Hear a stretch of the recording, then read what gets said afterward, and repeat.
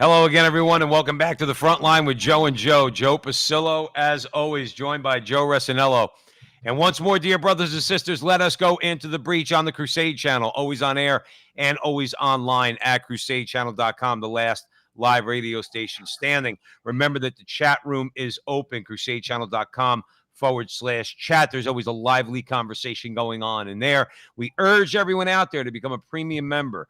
To support the Crusade channel and a lot of other channels out there that are speaking the truth boldly, getting the the right message out there to the people. Crusadechannel.com. You could even listen for free, and then you could kick the tires a little bit. And we're sure you're going to want to become a member of the Crusade channel. Joe and I, as you know, are on the Veritas Catholic Network. That you could download their app and hear all of our interviews that we do on AM and now FM radio through Veritas Catholic Radio Network, that serving the Westchester, Northern Long Island, and Fairfield County, Connecticut the hopefully soon to be New York City. But we have a 1-hour interview show that airs Tuesdays and Thursdays at noon. But all the prior interviews you could get by downloading the app. So we would appreciate that. And also, if you don't mind, Frontline TV, the Frontline TV, both on YouTube and on Rumble. We would ask you to like, subscribe, and share, and do all that fun stuff, and that would help us out tremendously. In the meantime, Joe and I have a conversation for you tonight. It's actually, Joe, to me, it's a sad conversation because our Christian brothers and sisters are persecuted throughout the world, and yet nobody seems to give a crap. But you have to, yeah, but you know what I mean. I mean, you have to hear about this. You know, if you say something wrong about somebody in America, you could get canceled. You could get fined. You could go to jail. If you cut a Christian's throat in the Middle East, who knows? They might make you. They might make you a very important person in the government. I mean, it seems to be that way. And what's bothersome is the persecution itself, but the attendant hypocrisy, particularly those in the West who don't say a damn thing when Christians are killed. Well, we're going to get into that a little bit. Archbishop Gomez. I'm sorry, but I'm not sorry. He came out with an excellent statement recently at a speech in Madrid. Okay, that we're going to talk about, where he reveals what he called the pseudo religions of our time. Joe, aren't they pseudo religions?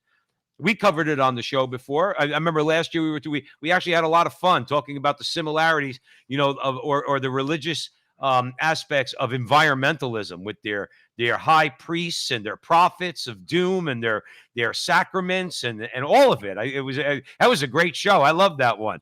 But it's true. But the thing is, at the end of the day, environmentalism, even though it operates like a religion, is a pseudo religion. It's a fake religion, just like all religions outside the Catholic Church. They are these in particular are fake religions. I won't do that to some other major religions because, as the church teaches, all religions have rays of truth, but the Catholic Church possesses the fullness of the truth. But Joe, this crap, these are just straight up false religions. All right. And then we have to deconstruct the deconstructors, according to Randall Smith at the Catholic thing. I like the article because it offers some arguments that we could use as Catholics in particular to go back at a lot of the, let's say, call it deconstructionists. I just call it leftists in general. And they're useful idiots, particularly, when you talk about the very vocal atheists like Richard Dawkins and Sam Harrods and people like that. There are good, solid answers, Joe, that we as Catholics should be answering these people with. Number one, to blow up their usual false claims and also their hypocrisy too, because to them everything is binary, but in the meantime, and that's what they feel is oppressive. But yet they do the same thing, and we need to point that out. So that's just a little means of an introduction. And with that, I'm going to hand it over to Joe, and we'll get the party started. So we're going to go with the Catholic Herald first, Simon Caldwell. He talks about the attacks on Christians in Europe. It's soaring by 70% in a year amid a rise of secularists and Islamic ideologies. I know that's not very politically correct, but we're going to explore it because it's factual. This is not opinion. It's factual. This is a little tidbit from Mr. Caldwell. He said, physical violence, arson, vandalism, and harassment, along with increased discrimination by public authorities, rocked 2019 and 2020. The worst 5 countries affected are the UK, France, Germany, Spain, and Sweden. According to a 2-year study that was carried by the Vienna-based Observatory of Intolerance Against Christians in Europe, the report revealed that there have been an increase in physical assaults against Christian believers in the UK, even before that gentleman, Sir David Ames, the Conservative MP from the South End, was stabbed to death. And the suspect is an Islamic terrorist, and that was in October. The report also added that discrimination against Christians in the public sphere, including dismissals and suspensions from work, no platforming, calling the police and counter-terrorist officers over the expression of biblical faith, was equally troubling, which what's it called? Which one could say it's secular intolerance, those who always say that they're tolerant, and obviously they are not.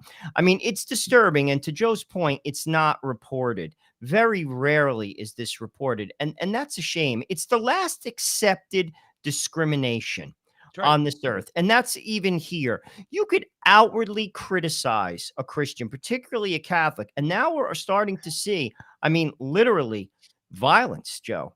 I mean, they're burning churches across France. That's no, surprise. That's no joke. And that's been going on for some time. Right. And no one cares. Let's be honest with you. Where is the UN? Where is the Biden administration on this? I actually heard a priest say in Nigeria, and we're going to get to that in a little bit, what's going on across the globe outside of Europe. A priest say that they're killing Christians like chickens. That was the reference that he actually said. Where is the outcry? Where is the coverage? It simply doesn't exist. No, and it's not going to. And it's not going. And like I said earlier, when you look at, let's say, what's going on in America, and Joe, this stuff is angering. And when you point it out, you know what the really frustrating part is?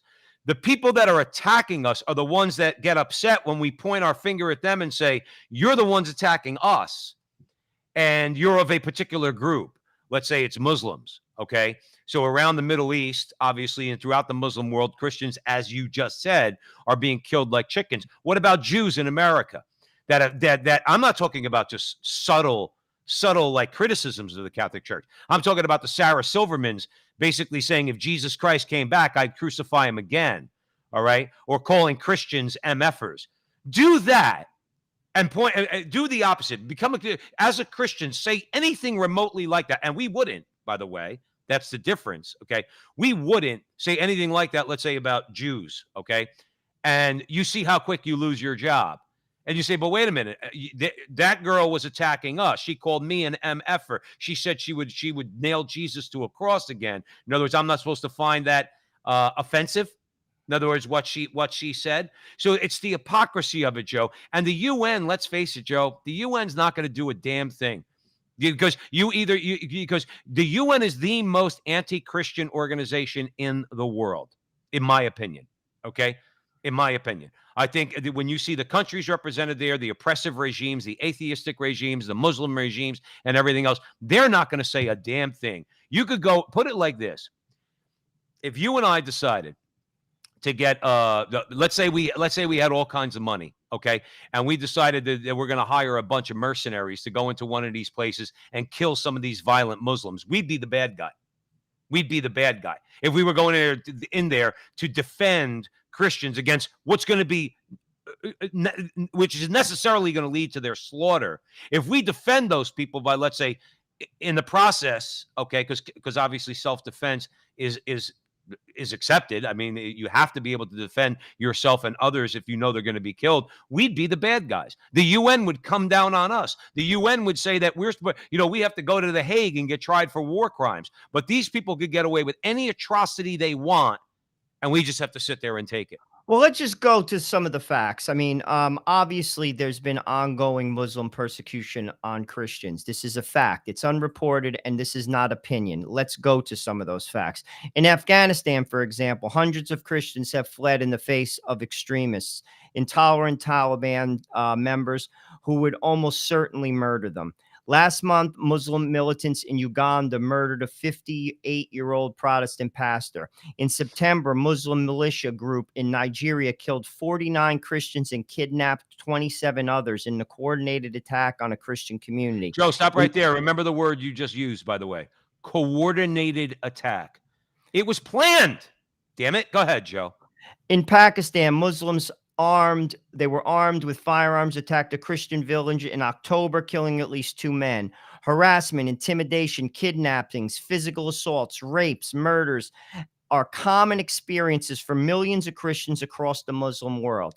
Right. This is not an opinion.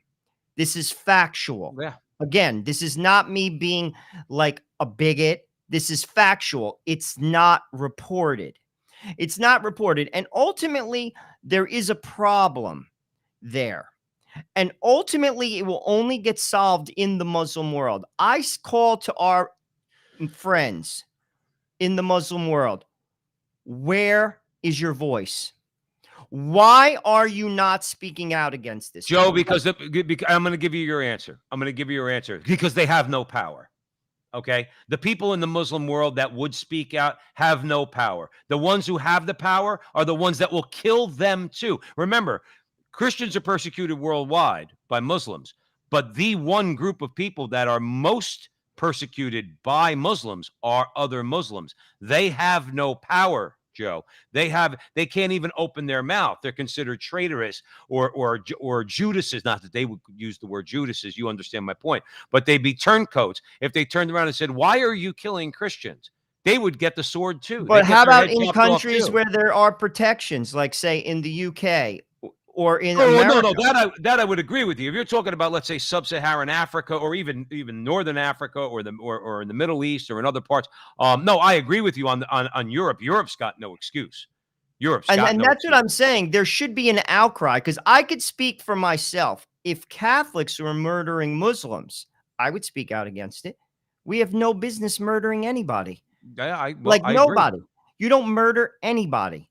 And where is the voice? You see, there is the problem, if you ask me.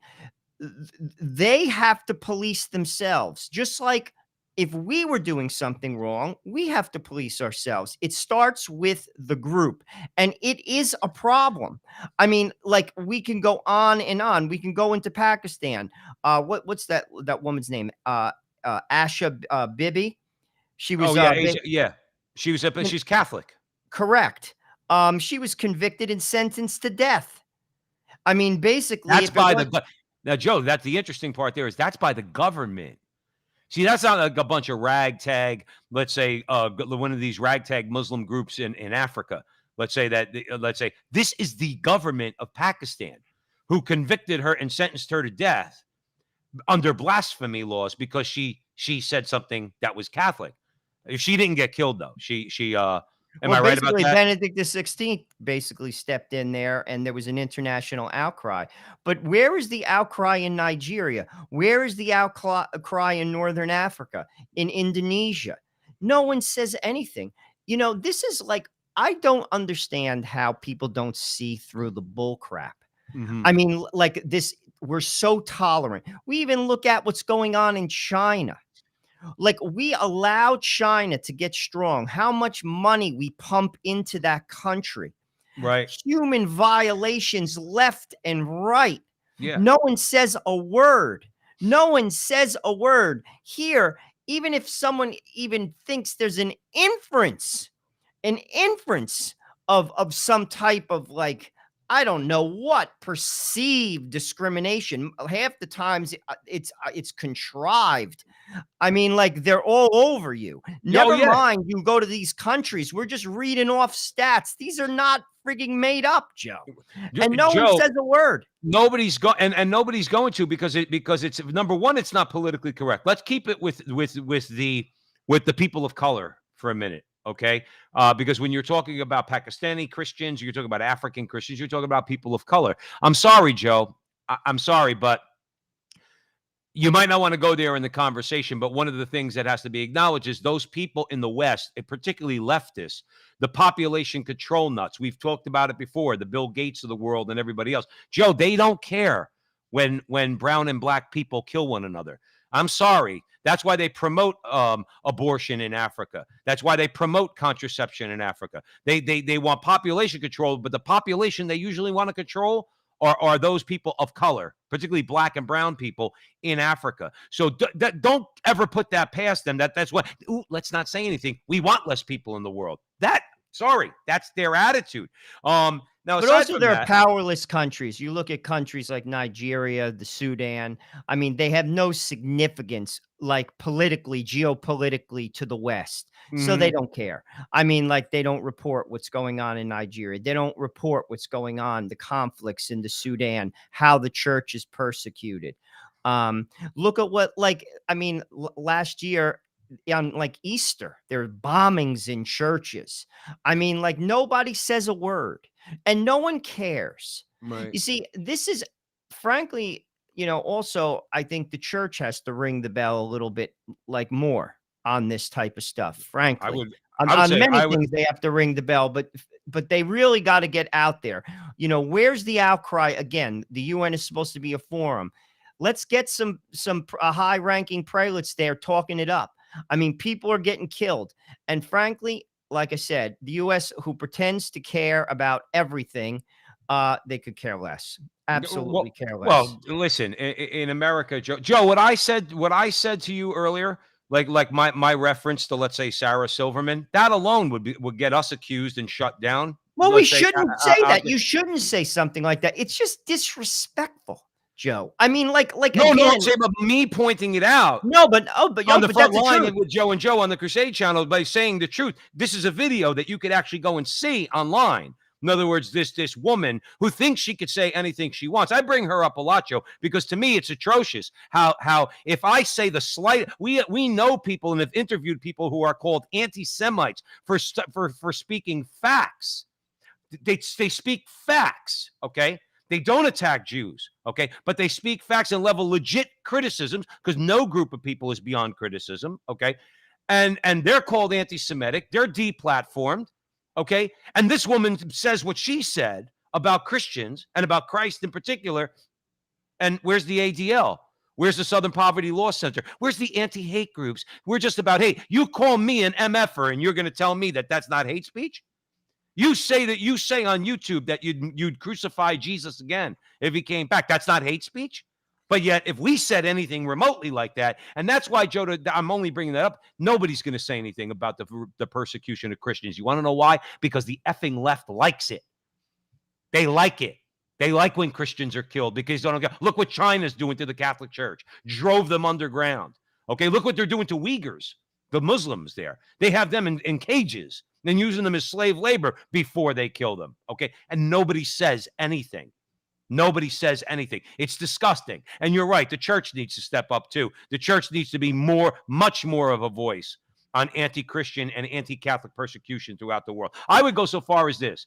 I would say, in other words, obviously I'm mostly concerned with Catholics. I'm concerned with anybody who's persecuted. Of course. The church should come out and say, to China, not only are you persecuting the Catholic Church in communist China, you're persecuting these poor Uyghurs. Okay, you got them in cages, you use them for slave labor, and do that with all the countries. Unfortunately, we don't have very strong leadership in the church right now, so that's something that we have to pray on. Well, it's also, I think, like, it's the politically correct aspect. I mean, you could say, like, Muslim on Christian violence, say in Africa. That's again factual. That's not my opinion. It's just not politically correct. It's just not politically correct. You could look at Muslim violence in Pakistan. It's just not politically correct. People choose not to look in that direction. They just don't care. You got a guy with a machete. He killed an English cop right on the street. He chopped him right in the street. Then walked across the street, did a quick video, and then just walked right out. I mean, like, walked right off the street. Okay. No, so it's not even in their countries. It's what we talked about on the show all the time at the Frontline with Joe and Joe on the Crusade channel. Joe, it's this suicide attempt by the West because they're so fearful of being called haters. Let me tell you something. The Catholic Church is always called a hater by all sorts of organizations. But the Catholic Church had, at some point in history, they stood up to the Muslims. Okay. After 400 years of Muslims killing everybody, okay, was the first crusade. But 400 years before then, the Catholic Church didn't do anything, okay? In other words, the only thing they ever did was respond when the Muslims came into Europe. And then you fast forward to Vienna, when you fast forward to Lepanto and all these battles. You have to fight sometimes, but it seems like Europe doesn't want to, like the Catholic Church was fighting to preserve Europe. Europe now doesn't seem to want to preserve anything. They let themselves be killed right on the street, literally. And in France, Joe, the situation is even worse. Notice you have enclaves in France of where Muslims live, where they have their own law. The French law doesn't even apply. The cops won't even go in there. Where women are raped and there's brutality, and nobody says a word. What's going on in Europe? What are they drinking or smoking over there that they won't even defend their own civilization? I don't get it. I don't. No, I hear you. Again, this is just a very unique time in history. I mean, Joe, it really is. I have no answer for it. Frankly, it defies all common sense. Doesn't it? See, Joe, can't you understand? Let me ask you a question. You can understand whatever, wherever you fall in these things, but you can understand why one nation would go to war against another. You could look at history and you can make sense of it. Okay, that's not to say you're going to agree with both sides, but you can understand why two nations may go to war or multiple nations go to war with one another, like during World War II. It's usually to preserve something. Let's say Germany and Japan want to fight against England and France. Okay, you're going to take sides, but at least you can understand it or make some sort of sense of it and apply logic. This doesn't. I'm asking you, Joe. None of this stuff seems to. Logic doesn't apply to any of this. Well, think about it though. If you're talking about preserving Christendom, is there such a thing in Europe? There isn't. I mean, even in America, for that matter, there is still, a belief in the country. There is a nationalistic belief in America. But I mean, if you talk specifically to Europe, I mean, Christendom is dead. The churches are empty in Europe, clearly. Right. So, I mean, like, what are we preserving? The Muslims are the only people who are having children. The Europeans don't have kids, Joe. Right. I mean, they're like many of the countries that used to have many, many children that were like Catholic, like enclaves, Spain, France, Italy, they're below the birth rate. Ireland, they're below the birth rate.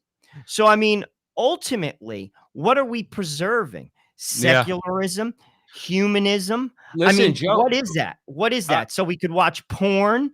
I mean, what are we preserving? I'm glad you brought that up. Dr. Robert Sungenus, who's also on the on Frontline TV, okay? And I respect Dr. Sungenus a lot. I think he's a very, very, very smart man, and he can argue on a lot of different levels. Now, I heard him. I'm not going to. We're not. Joe and I at the Frontline with Joe and Joe. We're not taking a position on Fatima, but I heard him on Tim Flanders' show, Meaning of Catholic, and he basically presents his view. Now is he used to be a person that thought Russia needed to be consecrated. Now he's of the view that Russia has been, and the Fatima and the obligation that we had to Our Lady has been done. Again, Joe and I are not taking sides on that, but I am bringing that up for this reason. He did mention to Tim Flanders, he said, listen, can you call America a Christian nation? He goes, you could call Russia a Christian nation. And this is a nation that not just 40 years ago was atheist because under the Soviet communists was atheist. He goes, more than half the people, more than half the population of Russia goes to mass. Now it's Russian Orthodox. We know that. Okay. But they go to church on Sundays. Okay. They believe in God. They are back in the Russian Orthodox Church. So, they believe in the second person of the Blessed Trinity. Okay. They believe in the Father, Son, and the Holy Spirit. The government in Russia promotes family life and having children. Okay. Russia, according to Robert Sungenus, and I think he's correct because he backs it up with facts, Russia is way more Christian than the United States is. They're trying to do something about abortion. They're trying to promote family life. They're trying to encourage people to go back to church. They're at least not persecuting the Russian Orthodox Church. We persecute the church in America. And that comes from a Catholic president and his regime. They persecute their own church. So who's more of a Christian nation, Russia or the United States? Russia's not on that list, Joe Rossinello, of 7 countries that you always point out allow abortion right up until the moment of death. The moment of birth. Well, I mean, again, those countries, sadly, a lot of that violence is Muslim violence on Christians. And frankly, the Russian government won't tolerate it. And if you come down on that violence too hard, and it's violence, this is not political speculation either. You know, like this is where people get lost in the ether. You Hmm. can't even talk about this because you're basically labeled a bigot. What I just read about Nigeria, is that not true? But of course it is. Of Muslims are course it is. killing Christians. Is that not true? That doesn't make me a bigot. That makes me being able to read what is Mm, going on. Why isn't this called out? We know why it's not being called out, but why is it not happening in Russia? Because they won't tolerate it. right. You see, Well, they the same won't thing. tolerate it. And you see what happens, in other words, when it comes to Russia, when it comes to, let's say, Hungary, has a severely restricted their immigration, let's say the unchecked immigration into Hungary. Why? Because they want to preserve their Christian culture. Hungary and Poland, if I remember correctly, I could be wrong, but I don't think I am, both have Jesus's name in their constitution. Okay. So Hungary And is what's trying. wrong with that? You see, this is where I America sometimes blows my mind. What's wrong with that? There's, well, nothing wrong with that. No, but you know what I'm saying? Like the pushback of people, like it's sickness. It's sickness. Christ brings light. Christ brings joy. Mm. Christ brings unity. Hey, Joe, listen, those nations you mentioned earlier, France, Italy, Spain, Ireland, there's not much joy going on. Oh, it's a There's mess. not much. I mean, I'm not sorry. I mean, even in America, it's the same thing. There's not much joy going on. Everybody's freaking miserable. They all say, get rid of God. We don't need God, and that's going to make us happy. Then why are you people also freaking miserable? That's my question. I mean, Joe, you and I are joyous, happy guys. So is the audience out there at the Crusade channel. We're always on air and always online. We have our moments of anger. But my question is this: if your sexual liberation, if you're throwing off of God, of Christianity, of Jesus Christ, of the whole of the church and everything else, if it was designed to make you happy, why are you so effing miserable? That would be my question. I'm not miserable. Yes, you are. You just showed it. No, but And it's it's also, I true. mean, they just don't function. I mean, you look at the birth rate, because children are a sign of hope. That's what a child is. When a family has children, they have hope. When people don't have hope, they don't have children. You know what I'm saying? Like, and that is a direct sign that it's a hopeless situation in a Mhm. nation when you're not having children. And again, it's also a sign of selfishness. People want to just live for themselves. I mean, like, and that's another story. And Right. obviously, when God is put into the picture, those type of things basically dissipate. Selfishness gets reduced, and there is hope.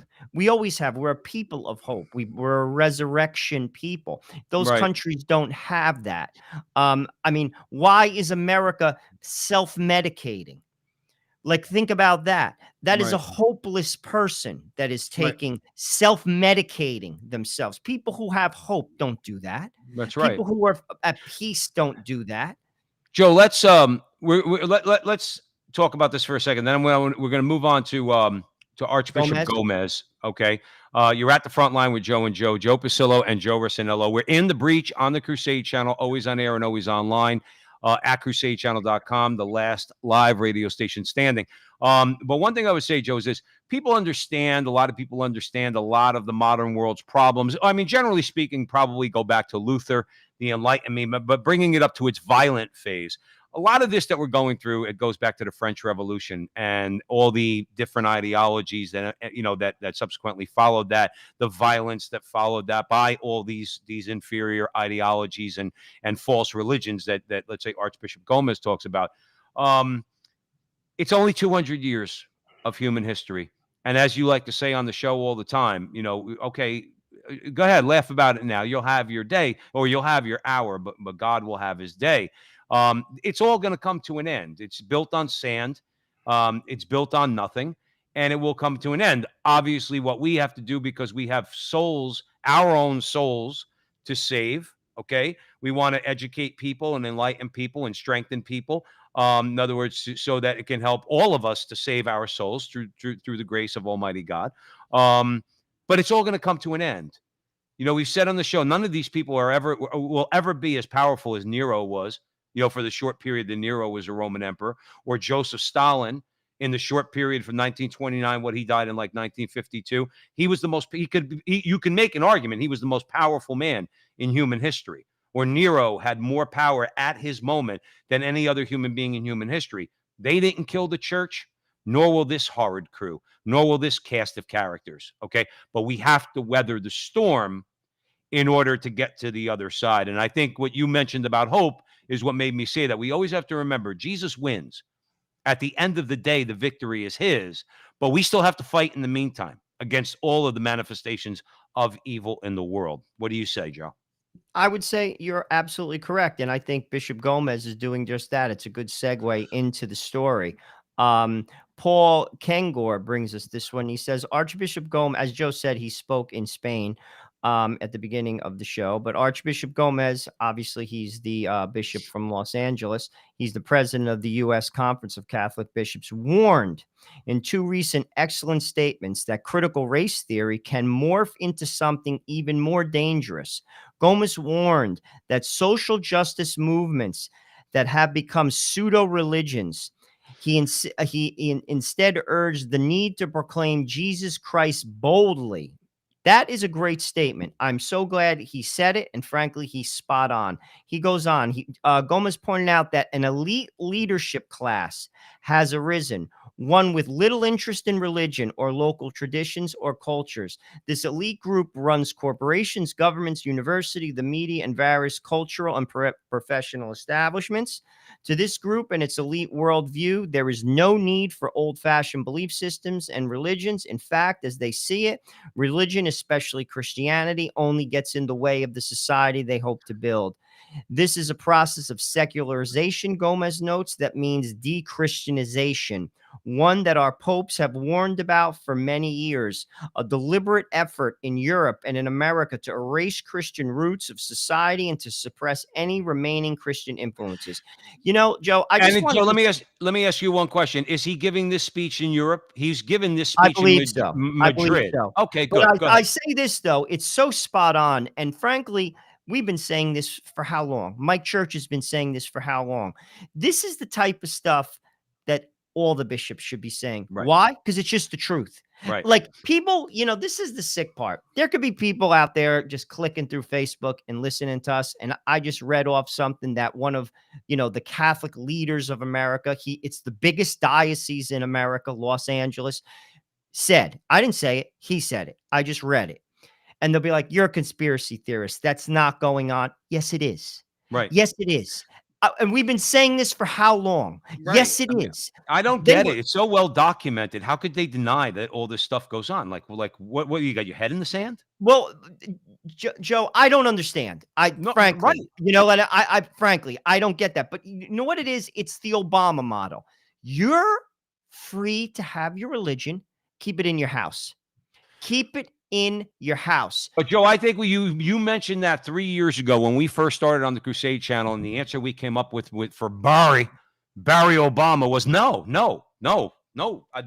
Professor Obama. No, I'm not keeping my religion in my house. You keep your secularism in your own house. Okay, because I don't want it.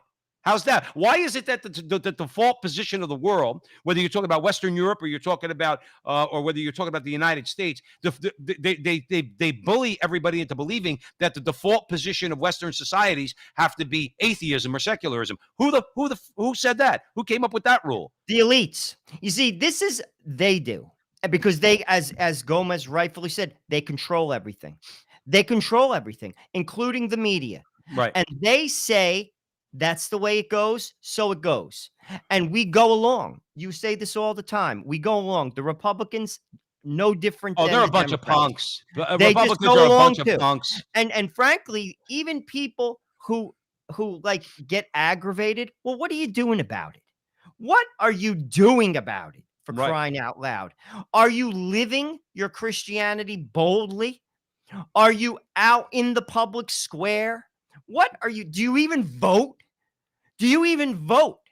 I mean, that's the bare minimum. What are you doing about it after they ram their bullcrap down your throat Look at what they're doing to your kids. Joe, I used to say years ago, I used to tell people like that used to complain, the politicians, this and that. I said, do you vote? Oh, no. I said, then don't complain to me. And people don't like that. You say, don't complain to me. You don't want to have a say. Well, they're all going to do the same. How do you know? You don't vote. How do you even know? But look what they're doing to their own children. This is another thing. It was very easy years ago when we were kids, if you lived even in just even if it was a lower middle class town, your public school system was at least in New Jersey, I can't speak for the rest of the country, was relatively decent. Oh yeah. You could get a good education. Now, and if you had, some intellectual skills, you could do anything. Sure. Now look at what they're teaching your kids. They don't even teach history anymore, Joe. No. They don't even teach history. Well, they anymore. teach some Howard Zinn type people's history of the United States type, basically leftist claptrap is what they do. It's totally revisionist history. Okay, it doesn't tell the truth. That's why people who've never read anything in their life about Christopher Columbus will say he was a genocidal maniac. Yeah, where'd you get that from? Howard Zinn? In other words, but that's the type of history that they teach. They don't teach history, the good, the bad, and the ugly. Because if they were forced to, then they'd have to agree that the groups that they're currently sympathetic with have committed just as many crimes and just as many atrocities as everybody else. Joe, I said the same thing. I'll say it again. I know people don't like this, but I don't care. A couple of dozen ragtag Portuguese cannot subdue a whole continent of Africa and enslave it without the help, without the help of the Africans that live there. Okay, you can't do that. Everybody's committed atrocities at one point or another, and I will go so far as to say every one of those groups probably was the oppressed at one point or another. That's the way history really worked. If they taught history, they would teach the good, the bad, and the ugly. Instead, they teach the bad and the ugly about the groups that they want to call bad and ugly, and they teach the good about themselves.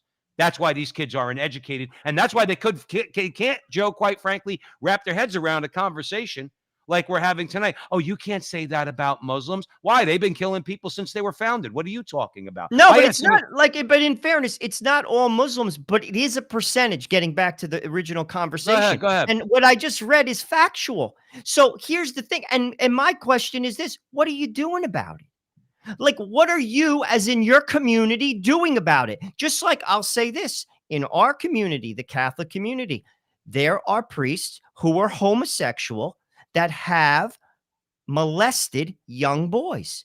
Sure. who after puberty.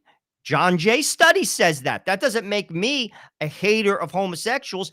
That makes me being able to read a study by a third party that said that 80% of the crimes that took place in the Catholic Church, by the way, before Vatican II, as Father Imperato rightfully stated, were homosexual. Right. That's in Bill Donahue's book. Where's that spoken about? Where's that spoken about?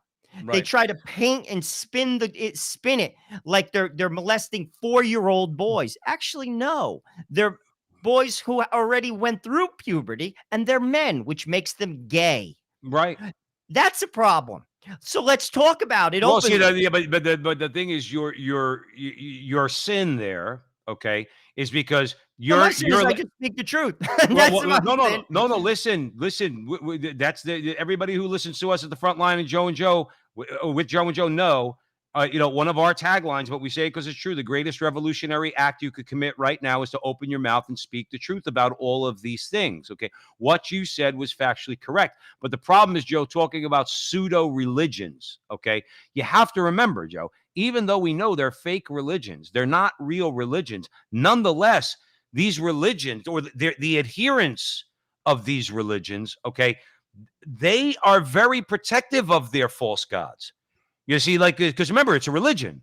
So, like, we rightfully don't want to offend God through sin, because that's the way we're taught from going back into the Old Testament to the New Testament through Jesus Christ and the church. Okay, we offend God with our sins.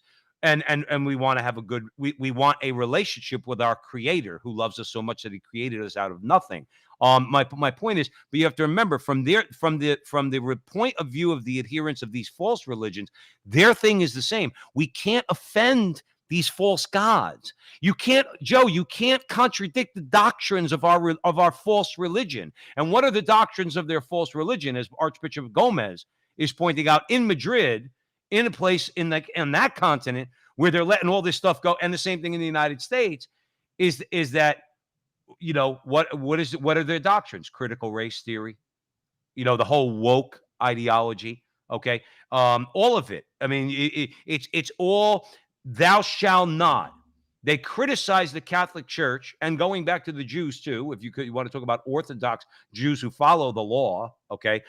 What I mean by that, of course, is the Ten Commandments, the natural law as outlined by God to Moses in the Ten Commandments. Okay, these are their doctrines, Joe. And thou shalt not, wagging their finger in your face, and thou shalt not offend against these doctrines. Thou shalt not criticize critical race theory, or else you're a heretic, and out you go. Okay, and all their their fake social justice doctrines. You can't say a word about it because, as you said earlier, Joe Rossinello, that makes you a hater. Let me also make one final point that Gomez made that I think is important here. He said that these movements are utopian. They seem to really believe, this is Gomez's words, they seem really to believe that they can create heaven on earth, a perfectly just society, through our own political efforts. Again, my friends, this point I like to make. I believe that it is important for the church to understand and engage these new movements, not on social or political terms, but as dangerous substitutes for true religion. In denying God, these new movements have lost the truth about the human person. This example of extremism and their harsh language and uncompromising attitudes and their unforgiving approach to politics. He's 100% correct, but I want to touch upon the idea of the utopian ideas that you could legislate morality. Impossible. The communists tried to do that, Joe, and they failed. You cannot legislate morality, and there is no such thing as utopia on earth. There is no such thing as heaven on earth. There never was, and there never will be. But yet all these their people think that they're going to create it. You know, Joe, the problem is with these people that all the attempts to create this so-called heaven on earth, which is totally inconceivable. You can't do it. It's never going to happen. Everybody in the world could be an atheist. Things will just go. See, they think that problem in the world is religion, real religion. Probably there. And we know from the way they talk, see, they're not going to fool people like us. They hate the Catholic Church more than anything. They don't really have a problem with Protestants. Why? Because mainline Protestantism might as well be atheist. They don't have any doctrines. They don't have any real teachings on, let's say, particularly sexual morality, right? Their target is always the Catholic Church. But when you say to them, well, we tried it your way, or you tried it. We never would have agreed to it. We would have gone to the gulag had we lived in the Soviet Union. We still probably will. well, yeah, we still probably will. And why do I say that? What people say, well, you don't know what you do. Well, I know what I'm doing now. I'm risking my life now. I'm risking my career now. Okay, I'm risking my well-being now by going on. So I know I would have done it in the Soviet Union because I believe in Jesus Christ. I have hope. I'm not like you. I'm not devoid of hope, and I don't believe you go into the ground and you die. Okay, I believe you go to heaven or hell. So I have the hope that I'll be judged, and I'll be judged hopefully to go to heaven. But my point is, Joe, these people have no hope. So every time they try to do it, how come every time they try to build their utopia, why is it necessary to have revolution, piles of bodies, and rivers of blood? Why? And then they say, well, no, they're not our people. And that was the wrong people doing it. Well, who was the right person? Khrushchev, Stalin, okay, Brezhnev, Castro, Mugabe. How many times do you want to try it before you have to come to the realization, no, it's been tried. The system, not the people. The people are already evil bastards. Okay, Mao started out in life as an evil bastard. He died an evil bastard. Same with Stalin and the rest of them.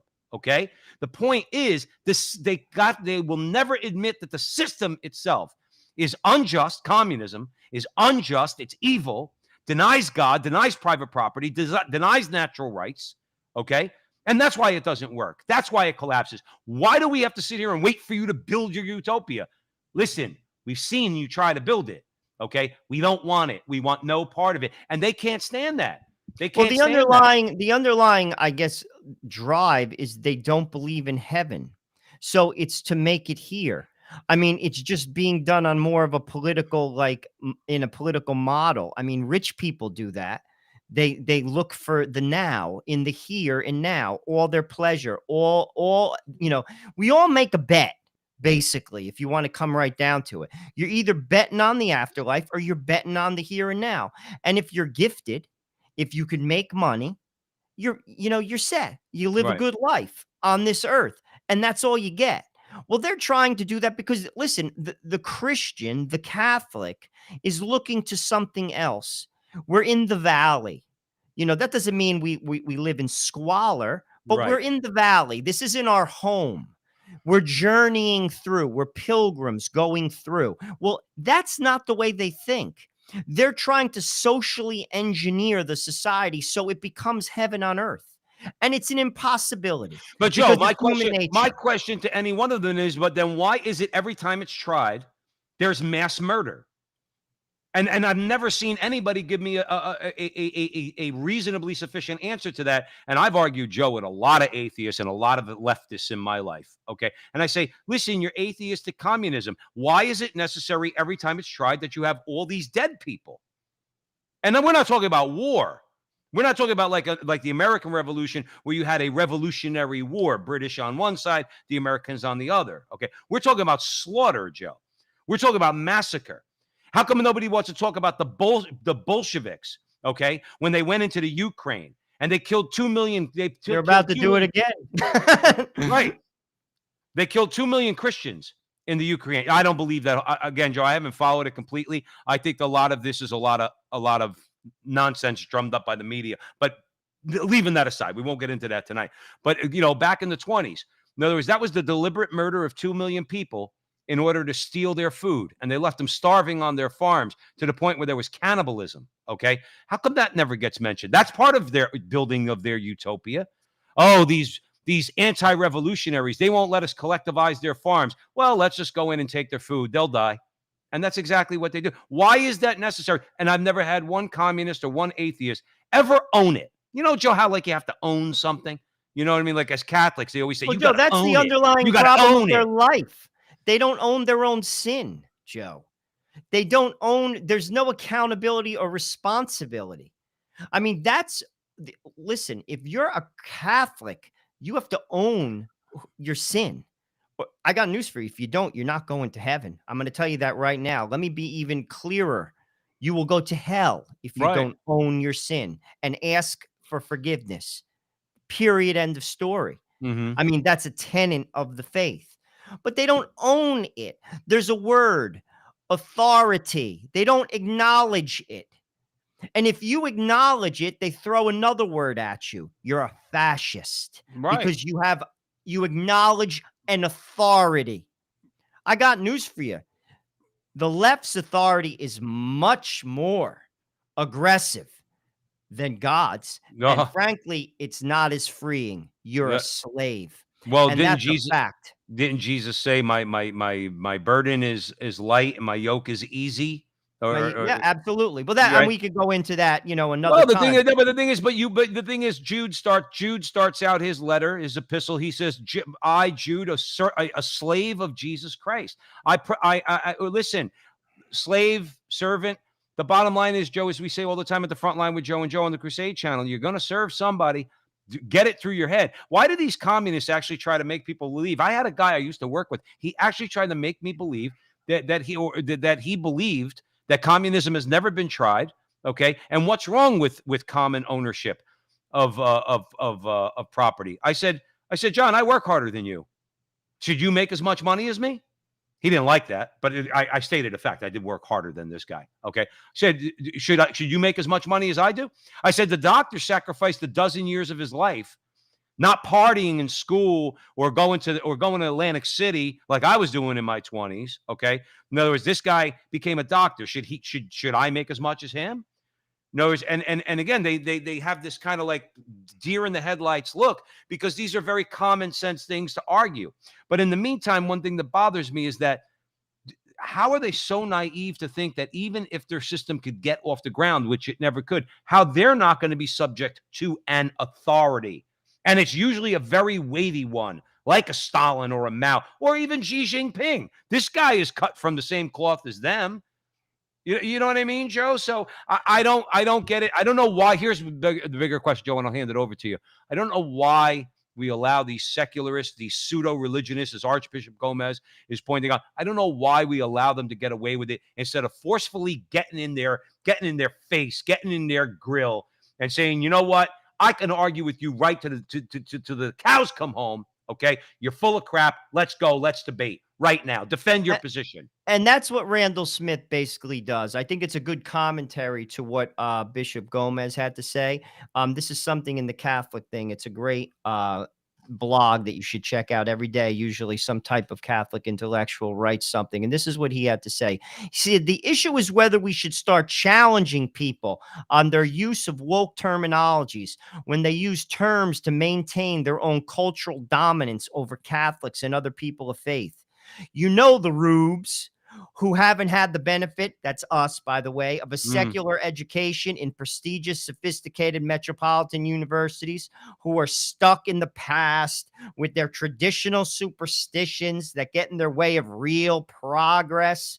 When someone says, I follow the science, not some superstitious theology, we should say, first of all, you have no idea what you're talking about because you have no idea what science is. Second, you don't even seem to have a concept of classical discussions about the relationship between science and wisdom going back to antiquity.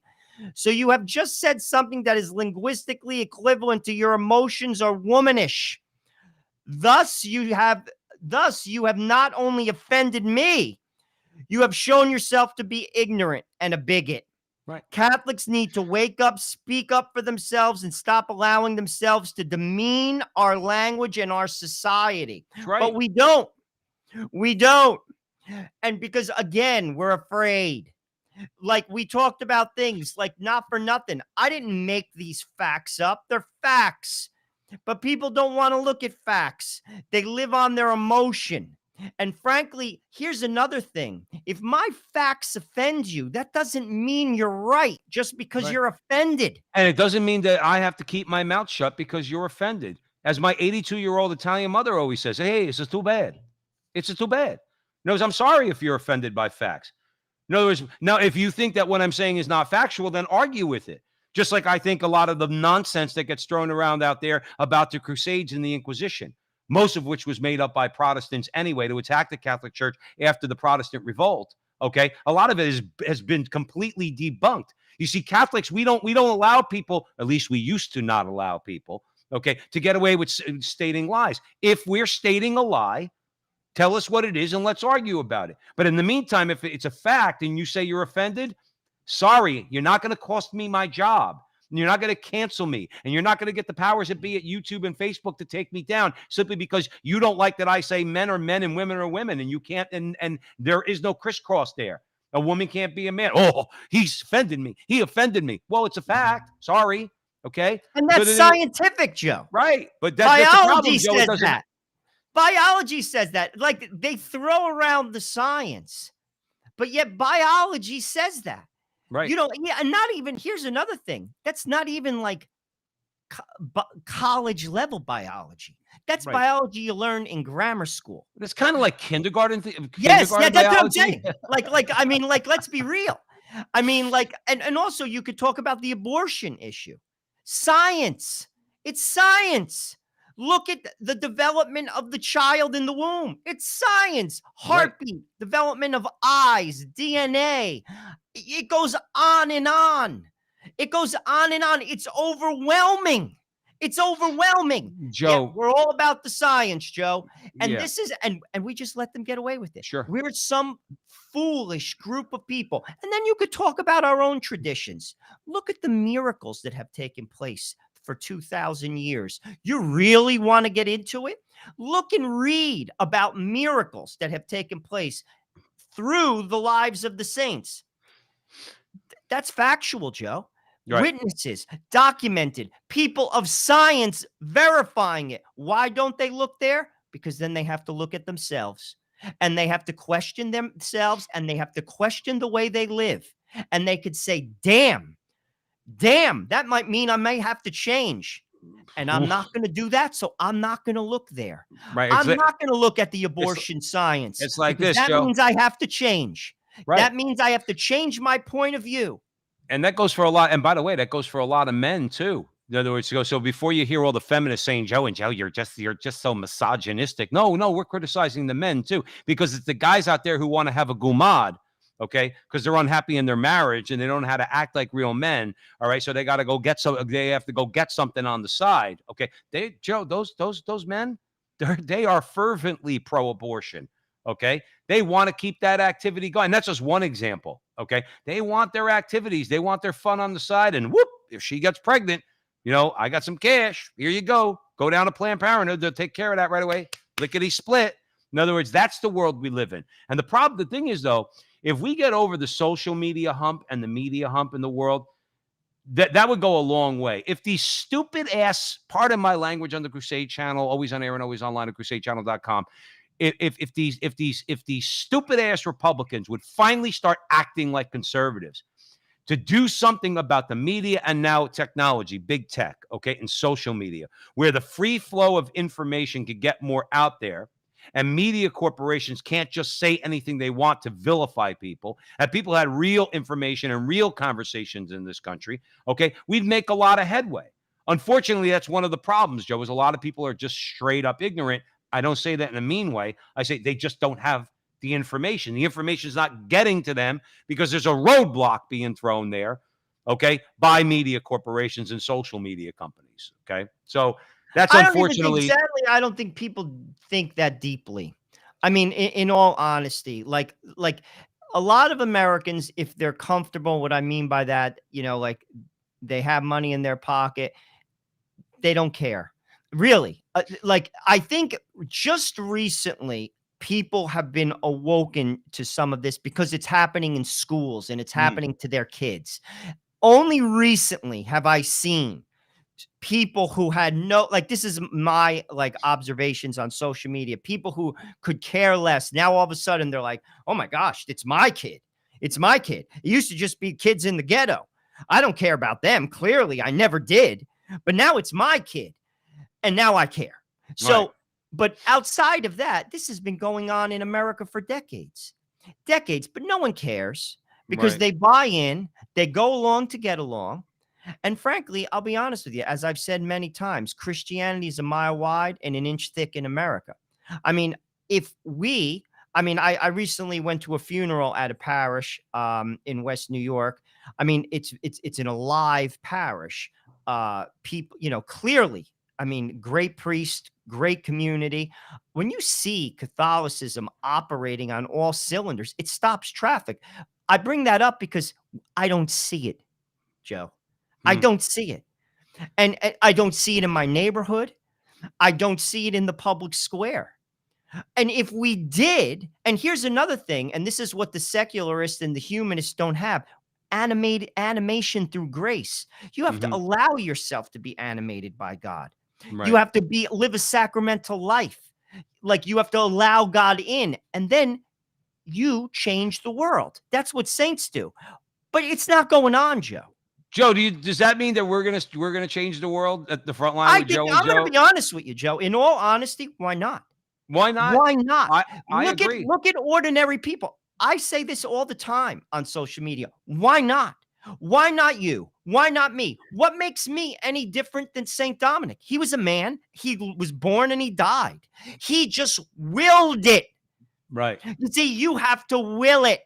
Just like you want to will making money. You will it. You work late. You go to college. You make sacrifices. But that doesn't just happen. But you also have to be willing, Joe Resinello, to get into the public square, and you got to get lumped up a little bit. In other words, you got to be willing to get out of, like you always say, you got to get out of the boat. You got to get out of the comfort zone. You got to get lumped up.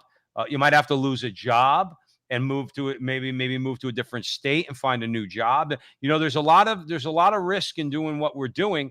Not because we're the bravest men, but because we have God's grace. We ask for his grace. He gives it to us. Okay. So we show up every day and we make it happen on the Crusade channel, always on air and always online at crusadechannel.com. the last live radio station standing. And that's what more people need to do. And then eventually, Joe Rossinello, I wish people would listen to Michael Matt and start to bring particularly Catholics in America together, okay? Rather than fighting over our differences, some big ones, some not so big ones, but come together to understand we have a common enemy that wants to destroy our souls. And maybe we could do that, and maybe we could form a formidable front, okay? And just like the soldiers at Lepanto, okay? They trusted in God, they went to confession, they prayed their Hail Marys, and they went into battle, and they won, and were outnumbered. We're outnumbered, Joe Rossinello. There's no question about that. Nobody wants to listen to us, but we have God on our side. So I wish people would get that through their head, understand that this fight is not okay. If you're a Catholic, you're supposed to care about everybody. But if you think these are problems that are other people's problems, it's knocking on your door. It's in your kid's library at their public school. Okay, it's all over the place. You can't watch a television show without all this nonsense. You can't watch a commercial, Joe, without seeing two guys kissing. Okay, so if you don't do anything about it, and your son comes home one day and says, "Daddy, I'm coming out. I'm gay." I mean, blame yourself, man, because you didn't fight. You didn't safeguard anything. Forget about the false religions, as Gomez is saying. Recognize them for what they are, false, and start standing up for the truth. Joe, I'm going to give you the last word. We have about 30 seconds. I think you hit it right on the head, Joe. Recognize them as false and be willing to say it. You see, we're not willing to say it because we want to get invited to the barbecue. We're not willing to say it because we don't want to be excluded. We're not willing to say it because we're not willing to risk anything. I got news for you. You don't accomplish anything in life if you don't risk something. Nothing. You have to get out of the boat. If you're not out of the boat, I got news for you. Christ is out of the boat. He's not in the boat. He's out of the boat. Get out of the boat. Get out of the boat because the boat is sinking. Okay. Well, there you go. The boat's not a safe. If you think you're in the boat because it's a safe place, the boat is sinking. Thank you all for joining us here at the Frontline with Joe and Joe. Remember, if you don't mind, when you see us on social media, particularly at the Frontline TV on YouTube, like, subscribe, share. We're asking for 5 seconds of your time, okay? Go there, hit the button. The likes help. The shares help. Obviously, subscribers help. It helps with the algorithm. It helps to get our message out there. So if you like what we have to say, then do that for us so we can get it out there to a wider audience. So as always, we want to thank you for listening to us on the Crusade Channel, your home for the Mike Church Show, Crusade Channel News, the Barrett Brief, and the Kennedy Profession. From sunup to sundown, the Crusade Channel is the last live radio station standing.